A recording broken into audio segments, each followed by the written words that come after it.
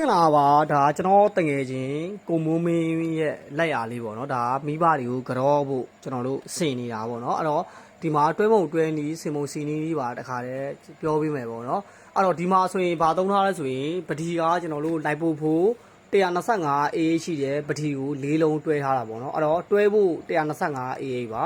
အဲ့တော့သုံးထားတဲ့အင်မတာကလည်းဒီမှာကျွန်တော်တို့3500ဝယ်ရှိတယ်ဖြူဝါဆိုင်ဝေးအင်မတာကိုလည်းသုံးပေးထားတယ်ပေါ့နော်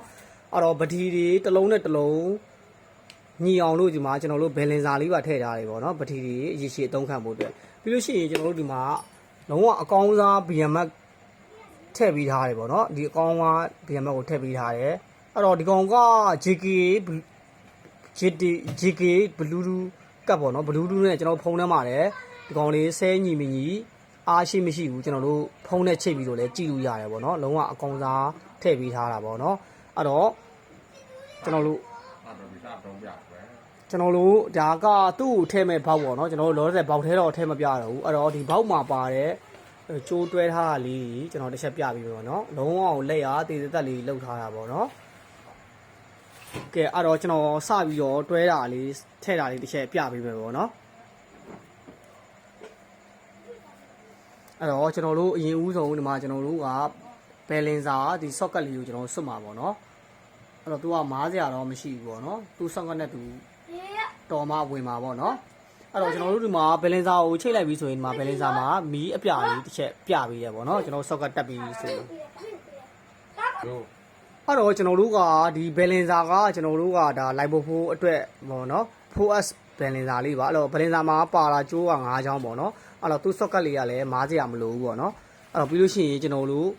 ့ဗီယမ်မတ်မှာတွားပြီးတော့တစ်ချက်တွဲမယ်နော်အဲ့တော့ကျွန်တော်တို့ကဒီမှာဘယ်လင်စာ socket တက်ပေါ်ရရင်ကျွန်တော်တို့ဒီမှာဗီယမ်မတ်ရဲ့ socket ကိုကျွန်တော်တို့တက်မှာပေါ့နော်အဲ့တော့သူက socket တွေကမားစရာမရှိဘူးပေါ့နော်ဒီဗီယမ်မတ် socket ကတော့ကျိုးတွေများတယ်အဲ့တော့ဘယ်လင်စာကကျိုးလေး9ချောင်းပဲပါတာပေါ့နော်ဒါဆိုကျွန်တော်တို့ဒါဒီကတ်ဆိုလို့ရှိရင်ဒါလုံးဝအကောင်းစားပေါ့နော် Bluetooth နဲ့ချိတ်ပြီးတော့ကြည့်လို့ရတယ်ဒါကဘယ်လင်စာပေါ့နော် live ဖို့အတွက်သုံးတဲ့ဘယ်လင်စာ 4app ပေါ့နော်ဒါကတော့ JK BMX ကပ်ပေါ့နော် Bluetooth နဲ့ကျွန်တော်တို့ဖုန်းထဲမှာကြည့်လို့ရတယ်အပြီးရင်ကျွန်တော်တို့ socket လေးထပ်တက်ဦးမှာနော်အဲ့တော့ကျွန်တော်တို့ကဟိုမှာဘယ်လင်စာလည်းတက်ပြီးပြီအဲ့တော့ BMX socket လည်းတက်ပြီးဆိုရင်ကျွန်တော်တို့နောက်ဆုံးတက်မှာဒါ heat စင်တာပါဒီ heat စင်တာကဘာအတွက်အသုံးရလဲဆိုရင်ကျွန်တော်တို့ဘက်ထရီပူလို့ရှိရင်ဒီကောင်လေးက auto ဖြတ်ပေးတယ်ပေါ့နော်အဲ့တော့ auto ဖြတ်ပေးတဲ့စနစ်ပါဝင်ပါတယ်ဒီ BMX ကပ်လေးရဆိုရင်ပေါ့နော်အဲ့တော့ဒါတေချာချာလေးကိုကျွန်တော်တို့မိဘတွေကိုကြောဖို့တေချာလေးကိုစင်ပေးထားတာပေါ့နော်စင်ထားတဲ့လက်ရာလေးပါအဲ့တော့ပစ္စည်းကြီးရတယ်လုံးဝကောင်းတဲ့ပစ္စည်းလေးပဲတီးတန့်သုံးပေးထားတာပေါ့နော်လုံးဝမှာအင်ဗာတာဆိုလဲ3500ဝယ်ဖြူဝါဆိုင်ဝေးသုံးပေးထားတယ်လုံးဝကောင်းလေးသုံးလို့ရအောင်လို့ပေါ့နော်โอเคပြီးရင်ကျွန်တော်တို့ပတိတက်ပြမယ်နော်အဲ့တော့ကျွန်တော်တို့ဒီမှာပတိကိုကျွန်တော်တို့အပေါင်းအနှုတ်သွားတက်ပေးရမယ်ပေါ့နော်ကျွန်တော်အခုတက်တာကတော့ဒါအနှုတ်ပေါ့နော်အနက်ဖက်ပေါ့နော်အဲ့တော့ဒီမှာကျိုးလေးကအနက်ဖက်လေးကျွန်တော်တို့တက်လိုက်တယ်ပေါ့နော်အဲ့ဒီမှာအနှုတ်လို့လည်းပြထားတယ်ပေါ့နော်ကျွန်တော်လက်နာကျွန်တော်တို့အဲ့ဒါအနှုတ်ဖက်တက်ပွားရင်တော့ကျွန်တော်တို့ဒီမှာအပေါင်းဘက်ကိုတစ်ချက်သွားတက်မယ်ပေါ့နော်ဒီမှာအင်မာတာကထွက်တဲ့အပေါင်းအနှုတ်ကျိုးရှိတယ်အဲ့ဒါကိုကျွန်တော်တို့ကပတိမှာသွားပြီးတော့မအောင်တက်ပေးရမယ်နော်အဲ့ဒါမားလို့တော့မရပါဘူးအဲ့တော့ကျွန်တော်တို့ကဒီမှာအနှုတ်ဖက်တက်ပြီးွားပြီဆိုလို့ရှိရင်ဒီဘက်မှာကျွန်တော်တို့မှာအပေါင်းလေးတက်ပေးရမှာပေါ့နော်ဒါလေးကတော့ဒီမှာတွားတွဲလို့တော့မရဘူးနော်ဒီမှာလေးက connection တွဲထားလို့နော်အဲ့တော့လွတ်တဲ့နှစားကိုကျွန်တော်အပေါင်းအနှုတ်ကိုမအောင်တက်ပေးရင်ရပြီပေါ့နော်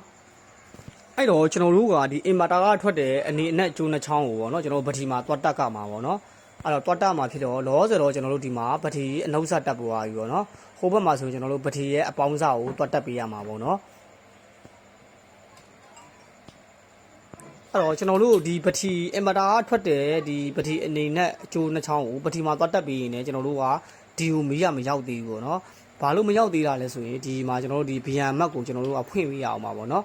်ဒီဟာလေးကိုဖွင့်ပေးပြီးမှသာလေကျွန်တော်တို့ဒီအင်ဗာတာထဲကိုမီးရရောက်မှာပေါ့နော်အဲ့တော့သုံးထားတဲ့ပစ္စည်းလေးတွေကတကယ်ကိုကောင်းတယ်ပေါ့နော်ပစ္စည်းလေးတွေကလုံးဝအကောင်းလေးကိုသုံးပေးထားတာပေါ့နော်အဲ့တော့ကျွန်တော်တို့ဒီမှာခလုတ်ကိုစဖွင့်မှာနော်ဖွင့်မယ်ဆိုရင်ဒီမှာကြည့်โอเคเนาะအဲ့တီမီွားတယ်ခလုတ်မှာလည်းဒီမီနီလေးတစ်ချက်ပြရတယ်ပေါ့နော်အော်ဒီမှာဘီယံမတ်မှာလည်းကျွန်တော်တို့မီလေးတစ်ချက်ပြရတယ်เนาะဒါဆိုရင်ဒါအွန်လိုက်တာပေါ့နော်ခလုတ်လေးကိုဖိထားလို့ရှိရင်တီလို့မီမယ်ဒီမှာလည်းမီလေးမယ်ဒီဘီယံမတ်မှာလည်းဒီလိုမီလေးဖြတ်တော့နဲ့လင်းမယ်ပေါ့နော်ဒါဆိုရင်ကျွန်တော်တို့ရပြီပေါ့နော်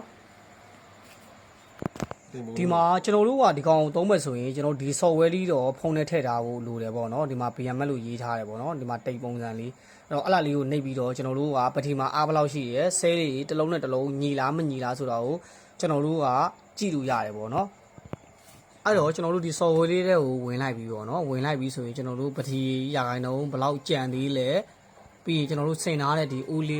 ကတိုးနဲ့တိုးဆဲညီလားမညီဘူးလားဆိုတာကိုလည်းဒီမှာကြည့်လို့ရသေးတယ်ပေါ့နော်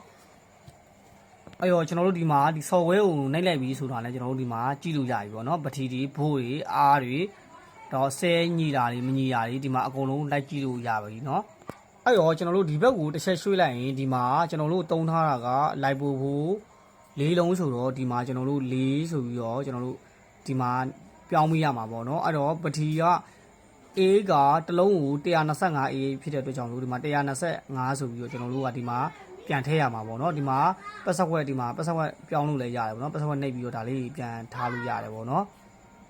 ဟုတ်ကဲ့ဒါလေးပါပဲလို့အဲ့တော့ကျွန်တော်တို့ကဒီနေရာမှာကျွန်တော်တို့ကသုံးထားတာကပထီက၄လုံးဖြစ်တဲ့အတွက်ကြောင့်မလို့9လို့6လို့တွားထည့်လို့မရဘူးပေါ့เนาะအဲ့တော့ကျွန်တော်တို့ဒီမှာ4ဆိုပြီးရေးပေးရမယ်ကျွန်တော်သုံးထားတဲ့ auto ရဲ့ AA ကလည်း 125A ဖြစ်တဲ့အတွက်ကြောင့်မလို့ဒီနားမှာ 125A ဆိုပြီးတော့ထည့်ပေးရမှာပဲဖြစ်ပါတယ်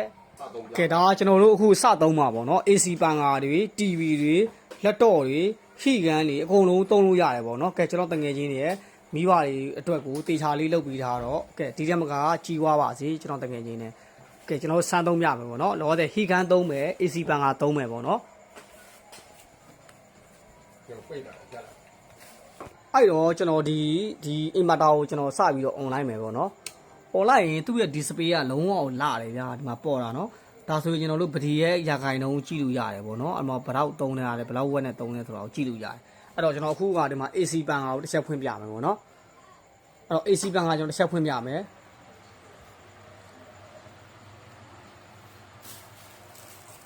ဒီမှာနော်ကျွန်တော် AC ပန်ကာဖွင့်လာတာနော်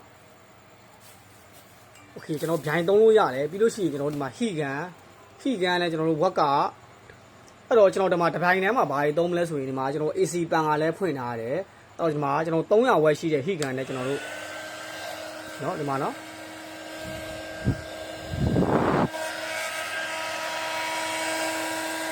အဲ့တော့ကျွန်တော်အခုကဒါကျွန်တော် AC ပန်ကာရောဒီဟိကန်ရောကျွန်တော်ဆွဲထားတာပေါ့နော်ဒါကျွန်တော်လောဆယ်ဒါပဲစမ်းစာရှိလို့ဒီကောင်ဆိုလို့ရှိရင်ဘာတွေသုံးလို့ရလဲဆိုရင်ဂရိုက်တာတွေရမယ်ဖောက်ဆက်တွေရမယ်ပြီးလို့ရှိရင် TV လက်တော့အကုန်သုံးလို့ရတယ်ပေါ့နော်ဒီ inverter လေးကနောက်ပြီးတော့ကျွန်တော်တို့ဒီဒန်နီတွေပေါင်းမိုးတွေလည်းထမင်းချက်လို့ရတယ်ပေါ့နော်၄လုံးကနေ၅လုံးထိဒန်နီတော့မလုပ်နဲ့ထပ်သုံးလို့ရသေးတယ်ပေါ့နော်အဲ့တော့ကျွန်တော်တို့ကရေရှည်ခံနေတယ်နော်ဒီကောင်3500ဝက်ကိုအပြည့်မသုံးတာတော့ကောင်းတယ်ပေါ့နော်သူ့ရဲ့